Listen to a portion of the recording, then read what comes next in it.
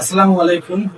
তো তোমাদের বিশ্ববিদ্যালয়ের ইতিমধ্যে প্রথম, দ্বিতীয় এবং তৃতীয় যে সাবজেক্ট চয়েসের যে রেজাল্ট সেটা ইতিমধ্যে প্রকাশিত হয়েছে। তো তোমরা এখন বলতেছো যে ভাই এবছর কি আমাদের গণবিজ্ঞপ্তি দিবে। তো গণবিজ্ঞপ্তি গত বছরগুলোতে দিয়েছে, এবারও অবশ্য বিশ্ববিদ্যালয় দিবে। তো অন্যান্য বিশ্ববিদ্যালয়ের তুলনায় বছরতে যে 20টি বিশ্ববিদ্যালয় আছে এখানে গণবিজ্ঞপ্তি সম্পূর্ণ আলাদা। তো গণবিজ্ঞপ্তিটা কিরকম হয় বস্তু বিশ্ববিদ্যালয় সেটা জেনে নেব। তার আগে আমাদের জানা উচিত, আমরা অনেকে জানি না গণবিজ্ঞপ্তি আসলে কি। গণবিজ্ঞপ্তি হচ্ছে এটা বোঝানোর আগে তোমাদের একটা উদাহরণ দিচ্ছি। মনে করো তোমাদের জিএসটি তে হচ্ছে আসন সংখ্যা 2800 প্লাস ডিউরি।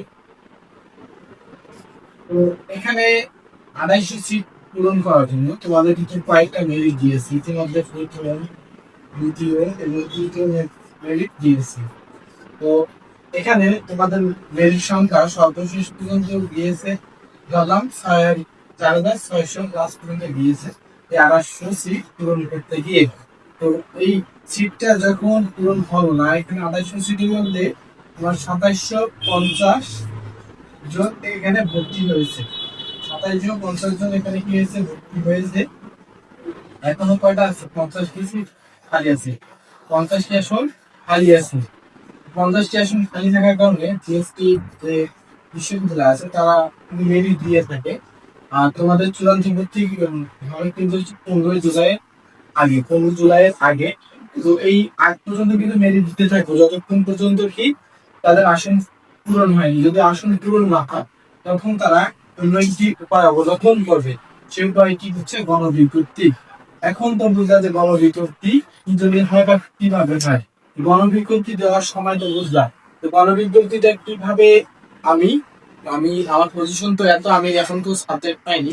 তো যারা সাবজেক্ট পায়নি তারাই মূলত গণবিজ্ঞপ্তি একটা সুযোগ পাবে। তো উচ্চবিত্ত যে 20টি বিশ্ববিদ্যালয় আছে তারা এককভাবে গণবিজ্ঞপ্তি দিয়ে থাকে। অর্থাৎ এখানে যেমন তুমি হচ্ছে জিএসটি ইউনিভার্সিটি, যে সকল ইউনিভার্সিটি তারা একটা রেজিস্ট্রেশনের মাধ্যমে যে ভর্তিটা হয়ে থাকে সেটা হচ্ছে প্রথমের দিকে যে মেরিটগুলো সেগুলোতে হয়ে থাকে। কিন্তু গণবিজ্ঞপ্তিতে তোমার ইউনিভার্সিটি ওয়াইজ, অর্থাৎ আমি যদি বলি যে ইসলামিক ইউনিভার্সিটি আইইউ, তারপর তোমার বরিশাল ইউনিভার্সিটি, যশোর বিজ্ঞান ও প্রযুক্তি বিশ্ববিদ্যালয়, তারপর হচ্ছে তারপর বিজ্ঞান প্রযুক্তি বিশ্ববিদ্যালয়, এগুলো কিন্তু হচ্ছে ইউনিভার্সিটি ওয়াইজ। অর্থাৎ এই ইউনিভার্সিটি গুলোতে যতটি আসন ফাঁকা থাকবে, এই আসন ফাঁকা সাপেক্ষে কি হবে, তোমার যে গণবিজ্ঞপ্তিতে তারা ডাকবে। এখন আমি যদি বলি ইসলামিক ইউনিভার্সিটিতে মেরিট দেওয়া শেষে, মানে তোমাদের হচ্ছে সর্বশেষ 4টা মেরিট দেওয়ার পর, 4টা মেরিট দেওয়ার পর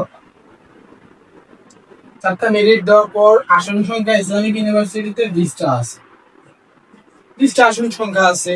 তো এই 20টা আসন সংখ্যার জন্য কিন্তু তারা হচ্ছে কি করবে, গণবিজ্ঞপ্তি ডাকবে। এখানে জিএসটির নিজস্ব কোনো কর্তৃত্ব নাই। এখানে ইসলামিক ইউনিভার্সিটি কি করবে, নিজস্ব ভাবে গণবিজ্ঞপ্তি দেবে, একটা বিজ্ঞপ্তি প্রকাশ করবে।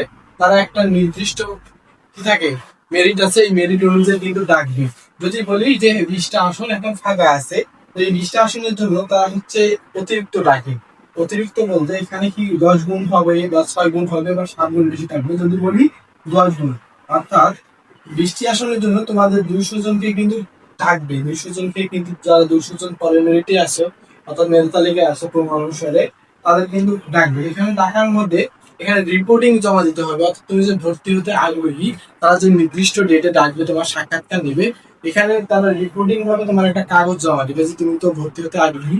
এখানে যারা জমা দিবে এই মেরিটের মধ্যে, তারা পরবর্তীর জন্য বিবেচিত হবে। অর্থাৎ পরবর্তী যে কার্যক্রম আছে রিপোর্টিং এর পর, সেটার জন্য কিন্তু তারা মনোনীত হবে। যারা আগে মেরিট থাকবে তাদের কিন্তু গণবিজ্ঞপ্তিতে কিন্তু সুযোগ পাওয়ার একটা আলাদা ফ্যাসিলিটিস তারা পাবে অন্য যারা পিছনে আছে তাদের তুলনায়।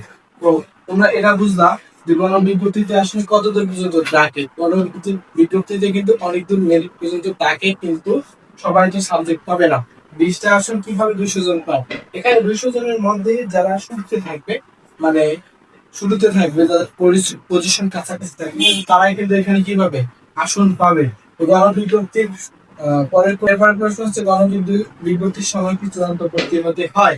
হ্যাঁ, গণবিজ্ঞপ্তির সময় যখন তোমার গণবিজ্ঞপ্তিতে মনোনীত করবে, তখন তোমাকে চূড়ান্ত ভর্তি হতে হবে। এই যে এখানে 200 জনকে রাখলো, 200 জনকে রাখার পর এখানে যদি 150 জন উপস্থিত হয়, তার মানে কি প্রথমে যে 20 জন আছে, 1 থেকে 20 জন, তাদের কিন্তু কি করবে, মনোনীত করবে, অর্থাৎ তাদের কাগজপত্র জমা নিবে।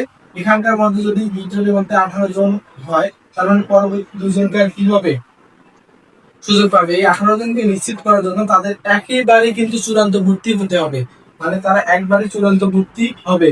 চূড়ান্ত ভর্তি বলতে প্রাথমিক ভর্তির টাকাটা পেমেন্ট করতে হবে এবং চূড়ান্ত ভর্তির টাকাটা একই সঙ্গে কি করতে হবে, পেমেন্ট করতে হবে। তাহলে বিশ্ববিদ্যালয় বা ইসলামিক ইউনিভার্সিটি বুঝে নেবে যে এই স্টুডেন্টটা আমাদের এখানে ভর্তি আছে, অর্থাৎ আমাদের একটা আসন পূর্ণ হয়েছে। এই যে তোমরা গণবিজ্ঞপ্তি সম্পর্কে একটা ভালো ধারণা পেয়েছো। তো ভিডিওটি ভালো লাগলে একটি লাইক দাও। বুঝছো তো বৃষ্টি বিশ্ববিদ্যালয়ের যে কোনো তথ্য পেতে চ্যানেলটি সাবস্ক্রাইব করো। সকলকে ধন্যবাদ।